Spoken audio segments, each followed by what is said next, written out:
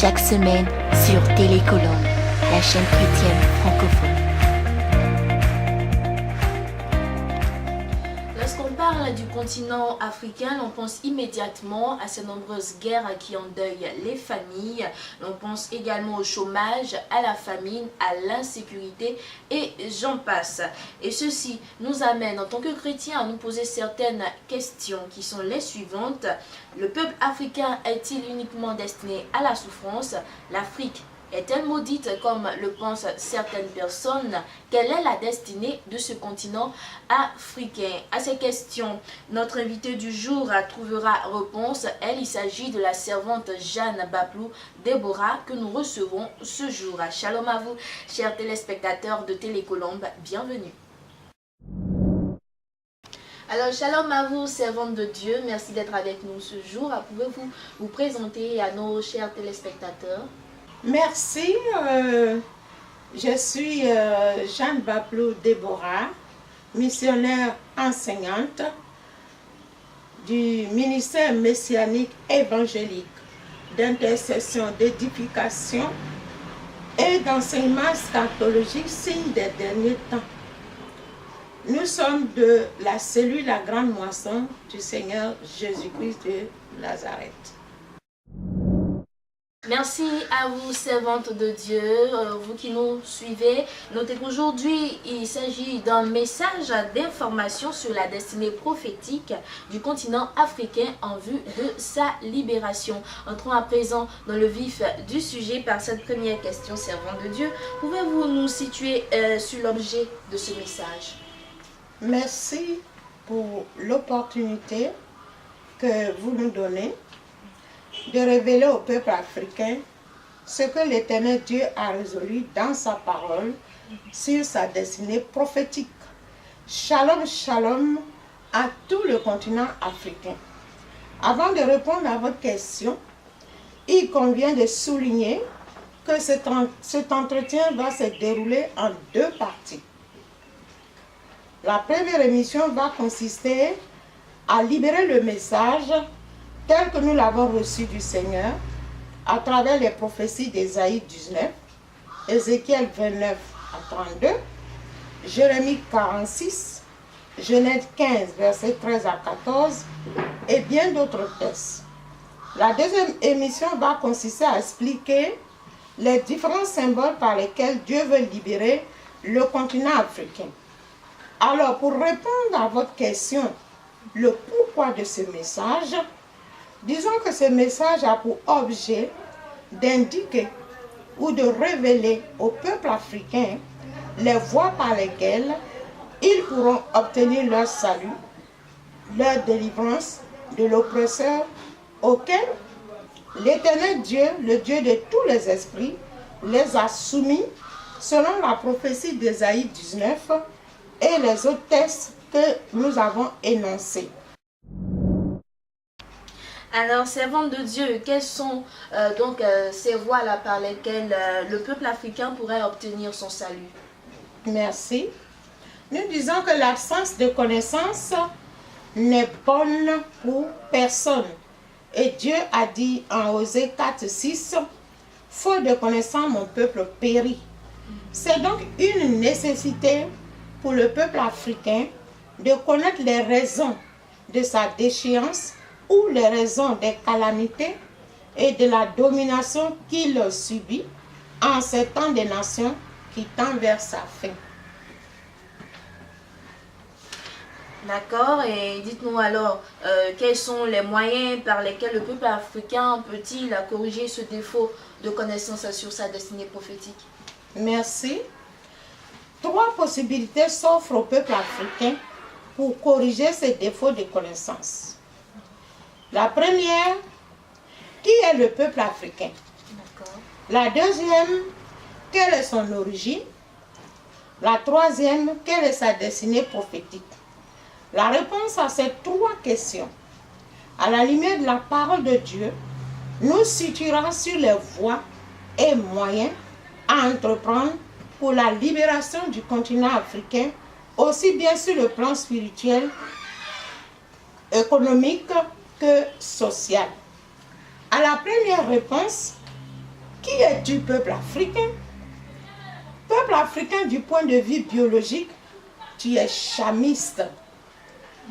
Tu descends de Cham, selon ce qui est écrit en Somme 105, verset 23. Ton continent s'appelle originellement, dans le langage de Dieu, Égypte.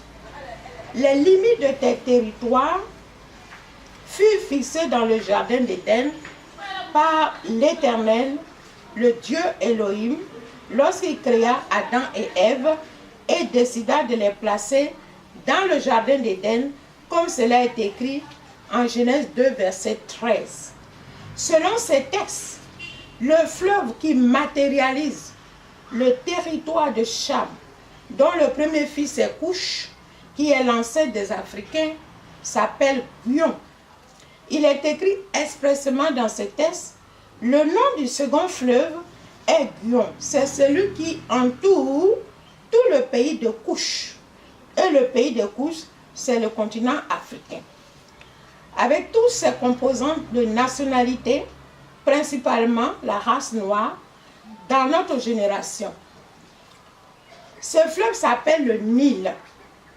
Il détermine le territoire de l'Égypte antique, dont l'Éternel ordonna que ses affluents soient transformés en sang et où moururent tous les poissons qui s'y trouvaient au temps de Moïse, face au refus de Pharaon d'alors de laisser partir le peuple d'Israël de l'Égypte. Ça, c'est une parenthèse que nous ouvrons.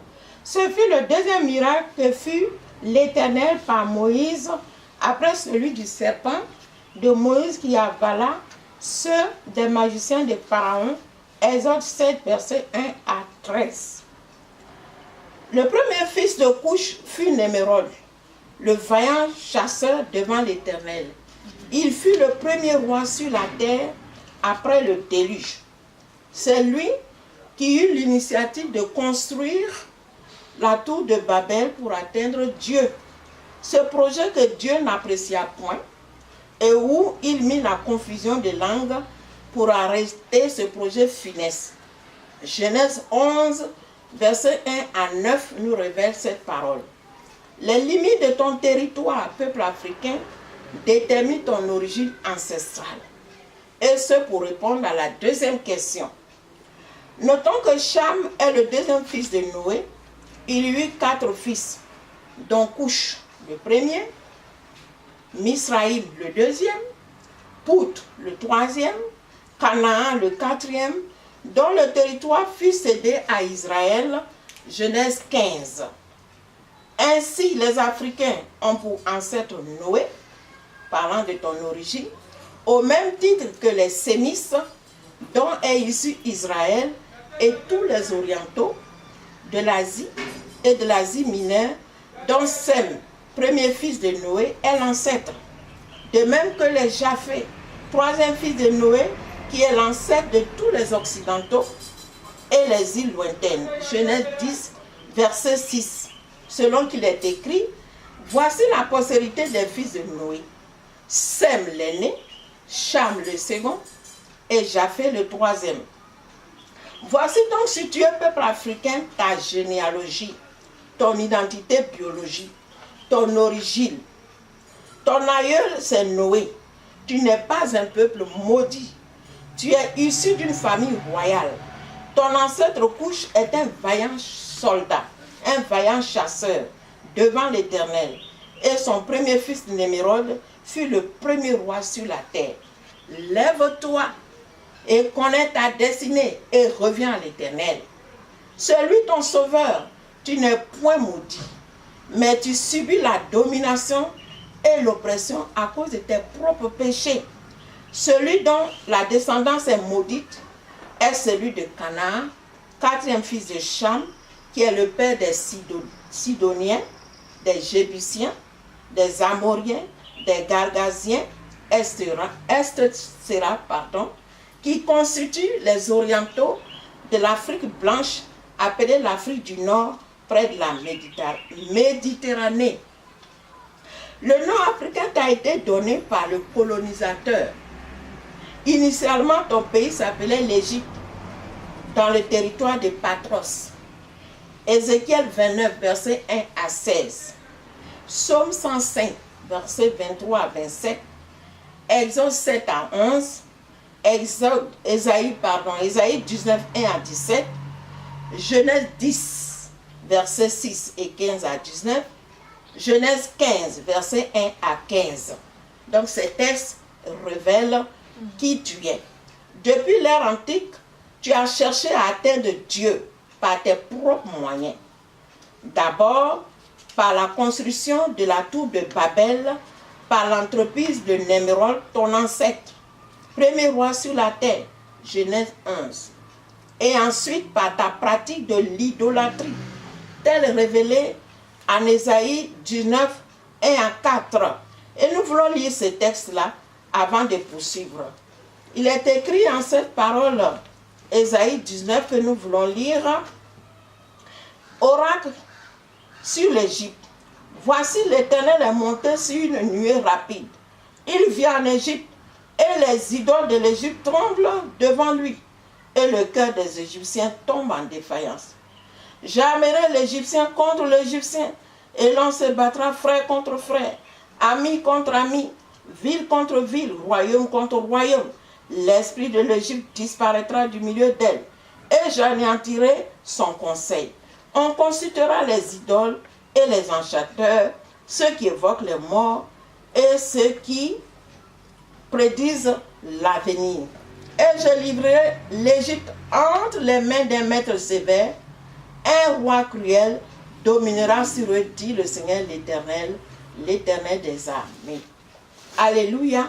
Amen. Depuis l'ère antique, donc, tu as cherché à atteindre Dieu, comme nous l'avons dit, par tes propres moyens, d'abord par la construction de la tour de Babel, par l'entremise de Nemrod, ton ancêtre premier roi sur la terre. Genèse 11, et ensuite par ta pratique de l'idolâtrie, telle révélée en Ésaïe 19, 1, 4 que nous venons de lire. C'est une reprise, je reprends la même pensée. Là n'est pas ta destinée, descendant de Couche, peuple africain. Tu ne peux atteindre Dieu le Créateur par la multiplicité de tes idoles, de tes coutumes, ni de ta propre sagesse, mais uniquement par la sagesse de Dieu. De même que tu ne peux obtenir ta libération, ni ta délivrance de tes oppresseurs par tes propres moyens. Le dominateur auquel l'Éternel t'a soumis est plus fort que toi. Tu ne peux le combattre, ni le vaincre par tes moyens. De même que Israël ne pouvait te combattre quand tu l'avais asservi pendant 430 ans. C'est pourquoi tout leader africain qui a cherché à connaître ce dominateur a été tué ou emprisonné en accomplissement d'Apocalypse 13, versets 11 à 18. Parce que Dieu ne donne pas sa gloire à quelqu'un. Il a établi les principes par lesquels nous devons passer pour obtenir notre libération, peuple africain. Et ce sont ces principes, peuple africain, qui déterminent ta destinée. D'accord, on va maintenant donc parler de ces différents principes-là qui déterminent la destinée prophétique du peuple africain. Ok. Merci encore pour cette question. Ces principes résultent de la loi de Talion. Aussi le peuple africain, descendant de Couche, écoute et comprend. Ta première destinée est la suivante. Tu as été la nation, le continent que l'Éternel avait choisi pour asservir la postérité qu'il avait promise à Abraham. Le témoignage est rendu en Genèse 15, versets 13 à 14. Selon la parole que l'Éternel avait dite à Abraham, ses descendants seront étrangers dans un pays qui ne sera point à eux. Ils y seront asservis et on les opprimera pendant 400 ans. Mais lui, l'Éternel, il jugera cette nation à laquelle ils seront asservis. et ils sortiront ensuite avec de grandes richesses. Notons que cette prophétie fut parfaitement accomplie par Joseph, 11e fils de Jacob, qui fut emmené prisonnier et esclave au pays d'Égypte, dans le continent africain, d'où Dieu l'éleva. Excusez-moi. De la prison, Joseph fut établi premier ministre par Pharaon d'alors, ce qui a permis à Dieu, à terme, de faire descendre toutes les 12 tribus d'Israël issues de Jacob, postérité d'Isaac, en Égypte, et ce, en accomplissement de la promesse faite par l'Éternel à Abraham en Genèse 15. À savoir que sa postérité devrait vivre dans une nation qui n'était pas la tienne et où elle serait asservie, tel relaté en Genèse 39-47. Notons que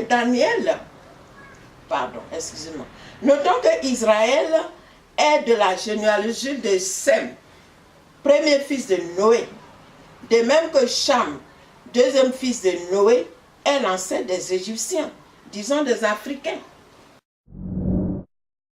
Merci à vous, servantes de Dieu. Voilà, à travers tout ce que vous venez de dire, nous comprenons donc qu'il y a l'origine de tous ces mots-là qui minent l'Afrique. Et vous l'avez dit, l'Afrique n'est donc pas maudite. Voilà, nous nous retenons bien. Alors pour vous, chers téléspectateurs qui venez de nous prendre en marche, nous recevons la servante de Dieu, Jeanne Baplou Déborah. Avec elle, nous nous intéressons aujourd'hui à un message d'information sur la destinée prophétique du continent africain en vue de sa libération. Alors, servante de Dieu, tout à l'heure, vous avez parlé de deuxième type de jugement. Pouvez-vous nous indiquer la nature de ce deuxième type de jugement que l'Éternel a résolu contre l'Afrique? Oui, bien sûr. Selon ces textes d'Ézéchiel 29, 1 à 8, l'Éternel décide de livrer le roi de l'Égypte.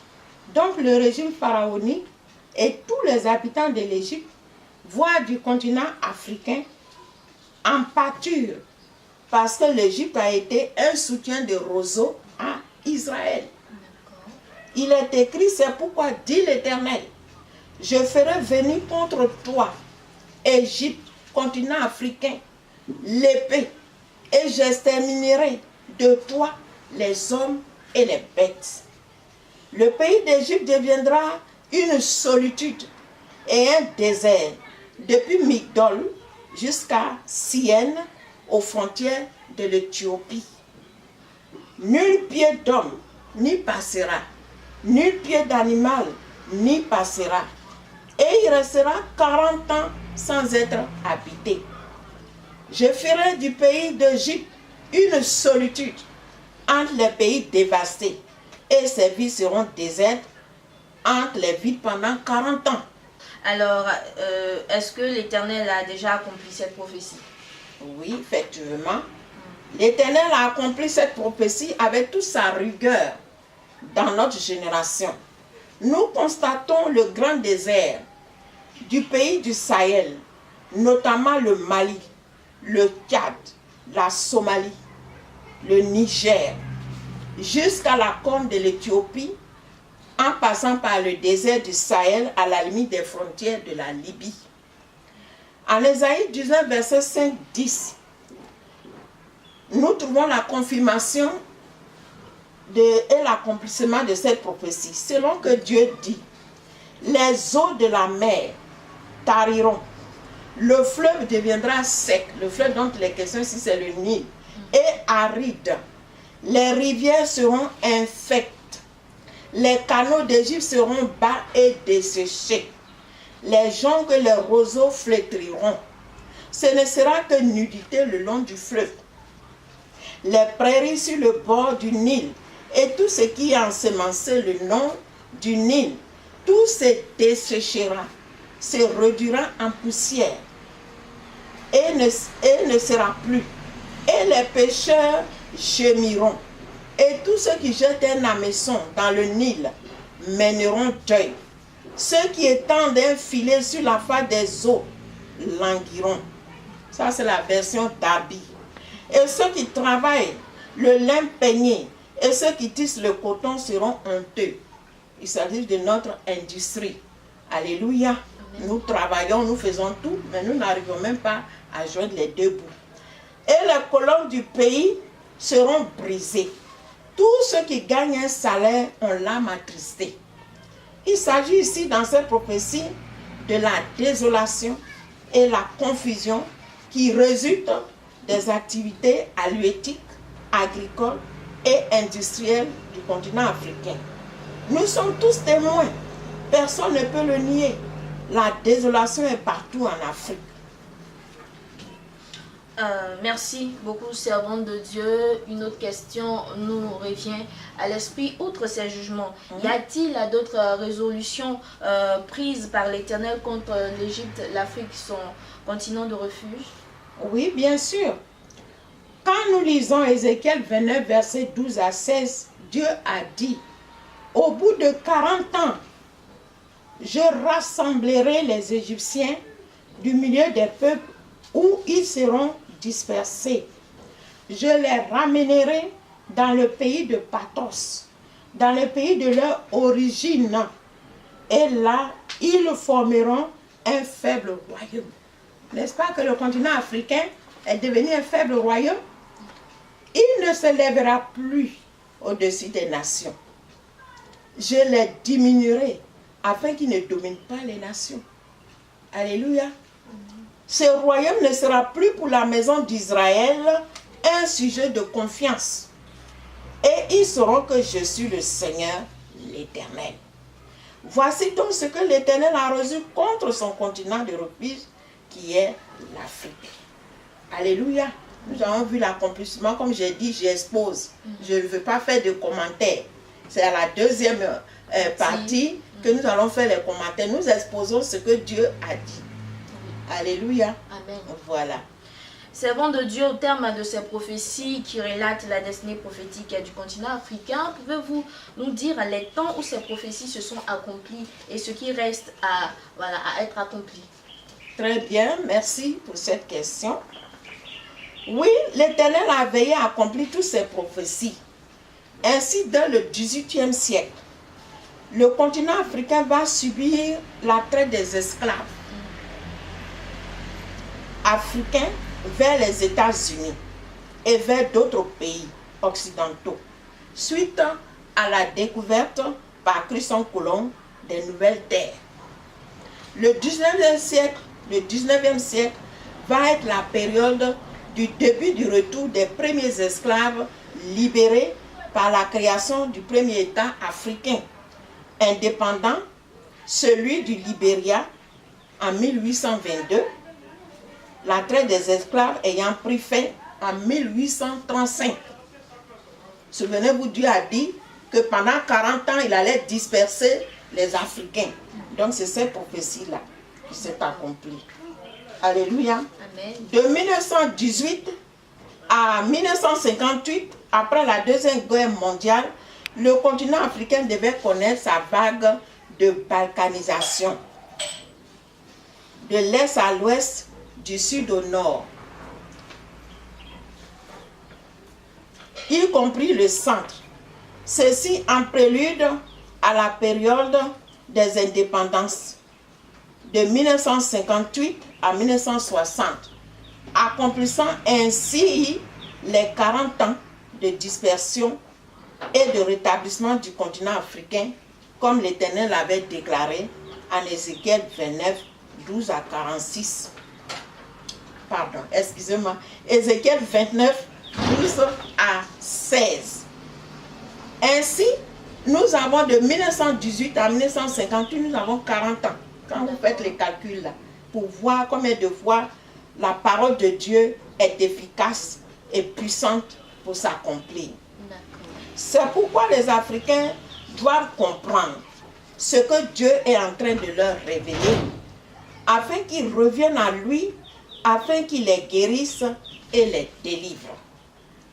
La période de 1990 à nos jours constitue le temps de l'instauration de la démocratie en faveur des États africains, avec son cortège de renversement de la monarchie moderne, avec son système de partis unique suivi des tueries et des emprisonnements des promoteurs de la démocratie en accomplissement d'Ésaïe 19, 1 à 3.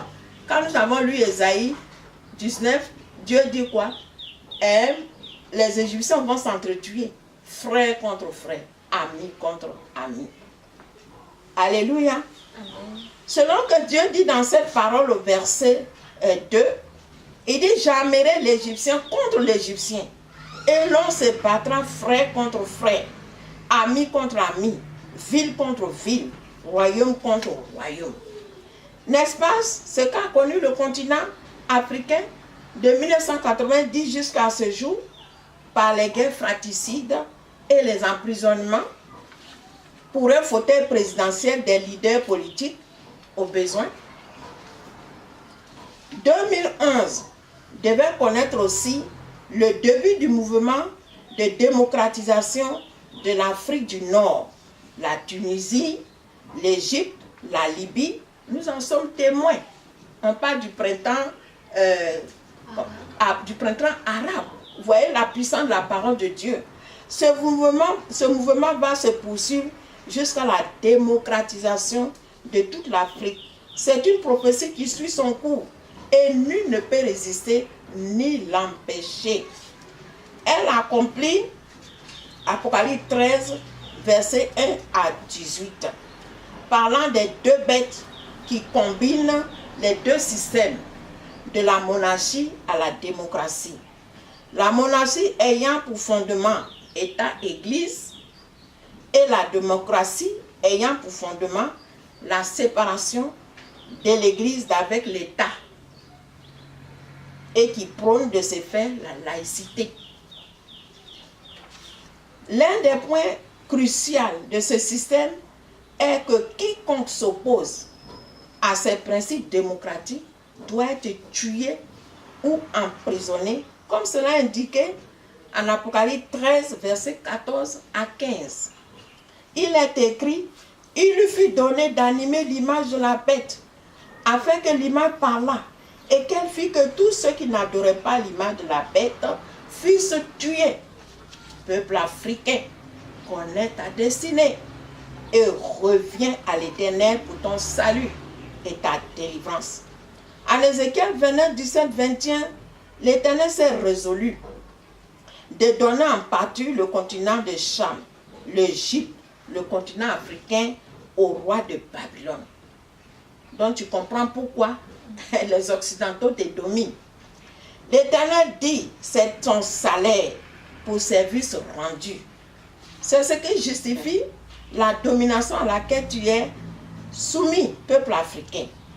Dieu ordonne que Babylone puisse piller tes forêts, emporte tes richesses, c'est écrit là-bas dans Ézéchiel, et même fasse mourir la multitude des Égyptiens, disons des Africains. Nous trouvons cette prophétie en Ézéchiel 29, 31 et 32. Le continent africain vit actuellement en direct l'accomplissement de cette prophétie.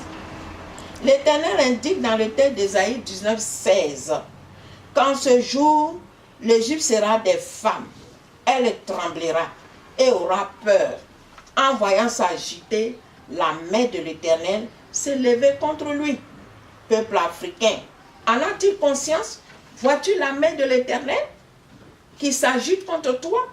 Prends conscience maintenant, car c'est l'Éternel qui s'est résolu d'affaiblir le continent africain. Il est écrit en Ésaïe 19, 1. Voici l'Éternel est monté sur une nuée rapide. Il vient en Égypte, et les idoles d'Égypte tremblent devant lui. Et le cœur des Égyptiens tombe en défaillance. Alléluia. Et il dit quoi? L'esprit de l'Égypte disparaîtra du milieu d'elle, et j'anéantirai son conseil. Les chefs des tribus égarent l'Égypte. C'est pas ce que nous vivons. L'Éternel a répandu au milieu d'elle un esprit de vertige, pour qu'il fasse chanceler les Égyptiens dans tous leurs actes, comme un homme ivre chancelle en vomissant. Et l'Égypte, disons le continent africain, sera hors d'état de faire ce que font la tête et la queue, la branche du palmier et le roseau. Ésaïe 19, versets 11 à 17 dispose de cette parole. Alors, merci beaucoup à vous, servantes de Dieu, pour ce message très édifiant, très riche. Nous espérons que cela vous a fait beaucoup de bien, chers téléspectateurs de Télécolombe. Nous sommes au terme de cet entretien. Servantes de Dieu, que devons-nous retenir en substance de tout ce qui a été dit? Très bien. Ce que nous devons retenir en substance, c'est que les prophéties qui concernent l'Afrique ont vu leur début d'accomplissement par l'esclavage dès le début du 19e siècle. Il consacre le temps des nations. Ainsi, de l'esclavage à l'asservissement, à la domination et au dépouillement de la grande partie de ses richesses et de son indépendance relative qui l'a conduite à la monarchie et à une démocratie relative, suivie de son cortège de tueries par les guerres fratricides, aux emprisonnements des leaders d'opposition, l'Afrique tend vers sa libération. Sa libération spirituelle pour un développement économique, social sans pareil. Selon les bienveillants desseins de l'Éternel des armées, le Dieu Tout-Puissant a disposé de toutes choses. Aussi est-il écrit en Ésaïe 19, 18, 25, ces paroles que nous voulons lire à l'esprit et à l'âme du peuple du continent africain pour mettre de ce fait un terme à la première partie de cet entretien. Donc, si vous permettez, je vais lire avant de faire un petit commentaire. Ésaïe 19, verset 18. Voici ce que Dieu dit. En ce temps-là, ces temps de calamité, de pression, en ce temps-là, il y aura 5 villes au pays d'Égypte qui parleront la langue de Canaan et qui jureront par l'Éternel des armées. L'une d'elles sera appelée ville de la destruction. En ce même temps, il y aura un autel à l'Éternel au milieu du pays d'Égypte et sur la frontière, un monument à l'Éternel. Ce sera pour l'Éternel des armées un signe et un témoignage dans le pays d'Égypte. Ils crieront à l'Éternel à cause des oppresseurs et il leur enverra un sauveur et un défenseur pour les délivrer. Et l'Éternel sera connu des Égyptiens. Et les Égyptiens connaîtront l'Éternel. En ce jour-là, ils feront des sacrifices et des offrandes. Ils feront des vœux à l'Éternel et les accompliront.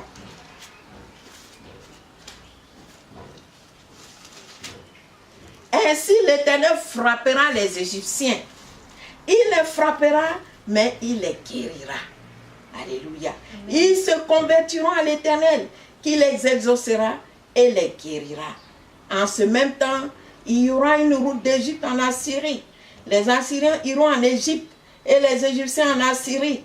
Et les Égyptiens avec les Assyriens serviront l'Éternel. En ce même temps, Israël sera lui troisième, uni à l'Égypte et à la Syrie. Et ces pays seront l'objet d'une bénédiction. L'Éternel des armées les bénira en disant, béni soit l'Égypte, mon peuple. Alléluia. Et la Syrie, œuvre de mes mains, et Israël, mon héritage. Gloire à Dieu. Amen. À la lumière de cette parole, nous voyons clairement que l'Éternel s'est engagé à se faire connaître des Africains. Aussi, le peuple africain doit prendre conscience de cette destinée pour la saisir, car c'est là la voie de leur salut et de leur délivrance. Le continent africain doit impérativement se repentir de ses pratiques idolâtres et les délaisser totalement. Il a pour obligation de chercher à connaître le Dieu des Hébreux et apprendre sa langue et à mieux connaître le Sauveur de l'humanité, Jésus-Christ, le Yeshua HaMashiach. Car le Seigneur Jésus-Christ a dit en Jean 17, 3, la vie éternelle, c'est qu'ils te connaissent, toi, le seul vrai Dieu, et celui que tu as envoyé, Jésus-Christ. De leur connaissance du Dieu vivant et du Seigneur Jésus-Christ, le Dieu de toute la création, leur suscitera alors un défenseur parmi eux pour assurer leur salut et leur délivrance, comme cela est écrit en Ésaïe 19, verset 21, que nous rappelons, nous venons de lire, mais nous le rappelons bien pour que vous saisissiez. Il est écrit, et l'Éternel sera connu des Égyptiens, et les Égyptiens connaîtront l'Éternel. En ce jour-là, ils feront des sacrifices et des offrandes. Ils feront des vœux à l'Éternel et les accompliront. Ainsi l'Éternel frappera les Égyptiens. Il les frappera, mais il les guérira. Et ils se convertiront à l'Éternel qui les exaucera et les guérira. C'est là la promesse de l'Éternel des armées, le Dieu vivant. Et ce qu'il faut retenir également, c'est que du salut des Africains dépendra celui des Assyriens, qui sont les descendants des fils d'Abraham, par Agar et Ketura. Genèse 16 et 25, et Genèse 25, qui au jour d'aujourd'hui sont les Émirats arabes unis, et ceux du Qatar, qui se convertiront également et qui serviront ensemble l'Éternel avec les Africains, dits égyptiens, selon le langage de l'Éternel, le Dieu des Hébreux, disons d'Israël. Et ils seront une source de bénédiction, comme l'Éternel l'a déclaré dans ce texte d'Ésaïe 19, 25, que nous venons de lire. Et ensuite Israël se joindra à eux pour former un seul peuple de l'Éternel. C'est donc une lourde responsabilité pour le continent africain de connaître le Dieu qui a créé les cieux et la terre et de se convertir aux œuvres de lumière qui consacrent son salut et sa délivrance. Pour une meilleure application de ces dispositions, nous aurons à expliquer dans une deuxième émission les symboles qui sont indiqués dans ces textes d'Ésaïe 19, 18 à 25, parlant de la langue de Canaan, de ceux qui jureront par l'Éternel, de l'autel et du monument etc. Voilà donc, chers téléspectateurs de Télécolombe et chers Africains et Africaines, ce que le Seigneur nous a donné de vous communiquer. Soyez bénis au nom de Jésus, le Yeshua Mashiach. Nous sommes la voix de celle qui crie dans le désert. Et nous sommes en Côte d'Ivoire. Nous sommes au numéro qui s'affiche, disons le 225 06 28 62 90, 225 02 99 15 46. Alléluia. Merci beaucoup à vous, servantes de Dieu. Merci à vous, chers téléspectateurs de Télécolombe. Merci de nous avoir suivis. Nous sommes au terme de cette première partie. Alors, nous espérons que vous avez été fortifiés. Des Africains ont été fortifiés. Même le corps de Christ a été fortifié. Il y a de l'espoir. Tout n'est pas perdu. Alors, on va s'arrêter là pour cette première partie et nous vous donnons rendez-vous pour une prochaine fois. Toujours pour parler de ce message d'information sur la destinée prophétique du continent africain en vue de sa libération. Nous voulons rappeler que nous étions avec la missionnaire enseignante, la servante de Dieu, Jeanne Bapou Déborah. Que Dieu vous garde. Bye bye. Face à face, chaque semaine sur Télécolombe, la chaîne chrétienne francophone.